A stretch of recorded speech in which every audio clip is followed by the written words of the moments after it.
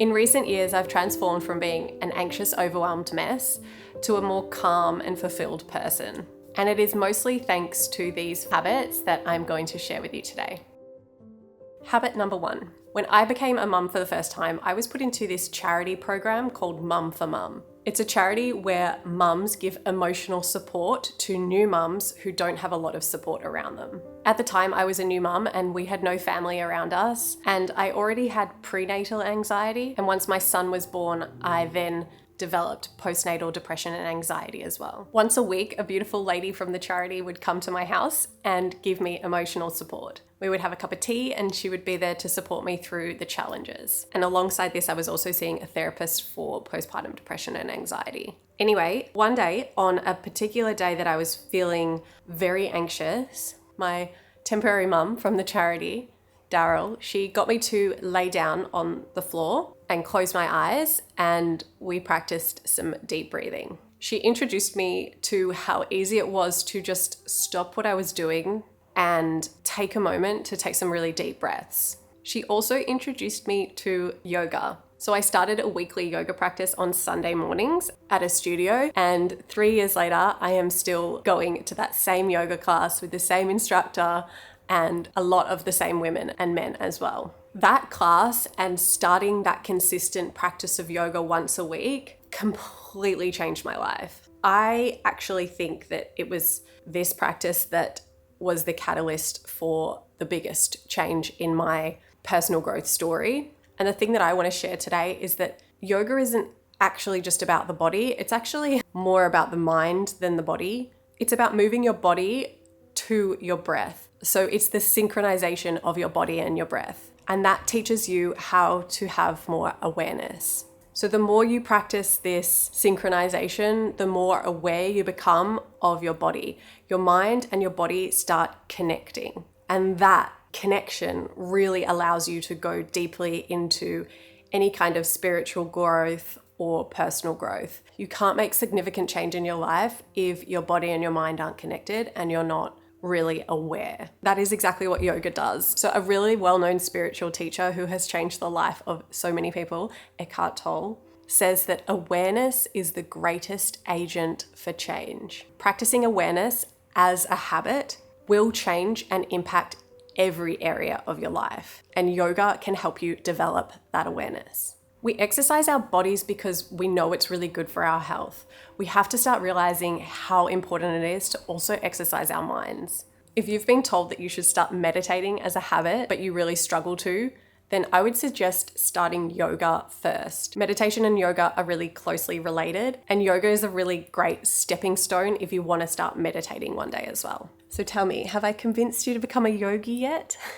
Okay, habit number 2. So I'm going to tell you a story about my son now for this habit, but whether you're a parent or not, stick around because this habit is helpful whether you are a parent or not. And if you have a toddler, this one is especially helpful for you too. So for a number of months, I've been trying to get my son, who's 3 years old, to do deep breathing when he's upset to try help calm himself down.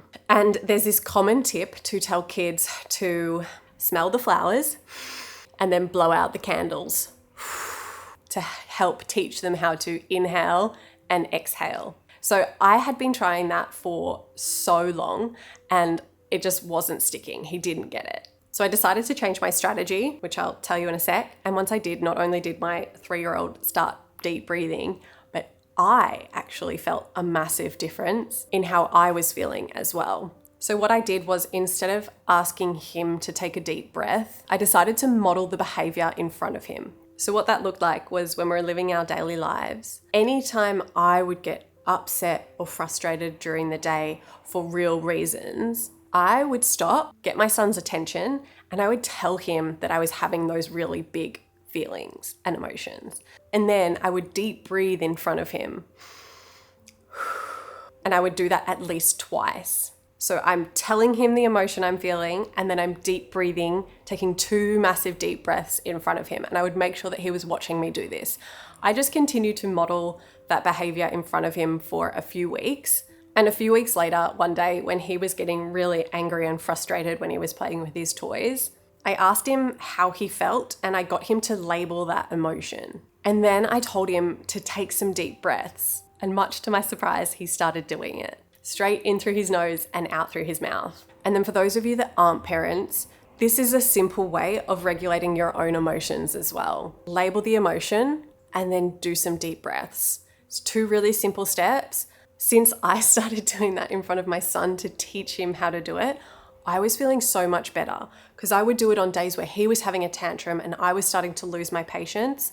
I would say to him mid-tantrum, all right, mummy's angry right now. I'm getting really upset, so I'm going to stop and take some deep breaths. And he'd still be cracking it, but he'd be looking at me and I would be calming myself down. And I'm telling you right now, this is absolutely life-changing. If you're a parent, and if you're not, try this easy emotional regulation technique for yourself. As adults, it is so important that we learn to regulate our emotions as well. We may not be throwing tantrums like toddlers do, but we kind of throw tantrums in the middle of our head, in our mind, by ruminating on things or overthinking things, worrying about something.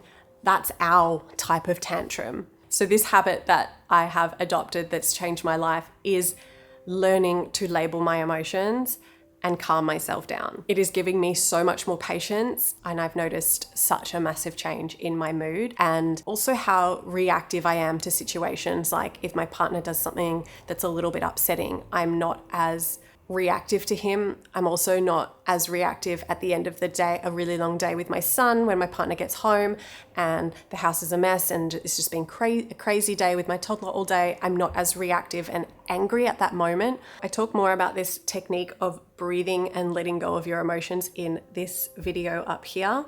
That video is called The Book That Changed My Life or something like that. So definitely watch that if you are more interested in this kind of technique. Okay, my legs are going numb.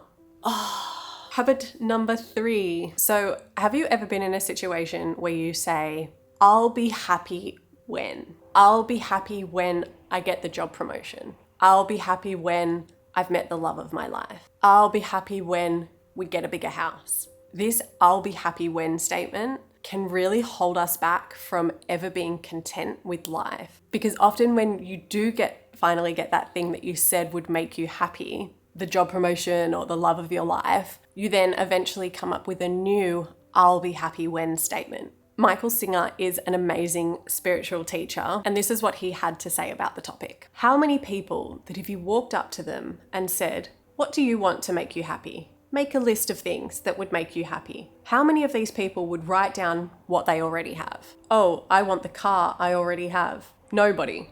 Because if the car they had made them happy, they'd already be happy.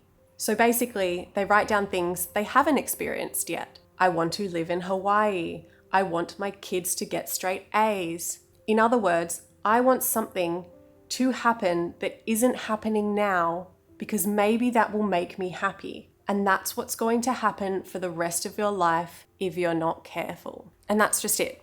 You'll be chasing happiness for the rest of your life. But how about feeling happy right now? And you might be thinking, Emily, I can't possibly be happy in the current circumstances that I'm in. And I just want to say I see you and I empathize with everyone's unique situations. But I believe and I know that we are shaped by our thoughts and we become what we think.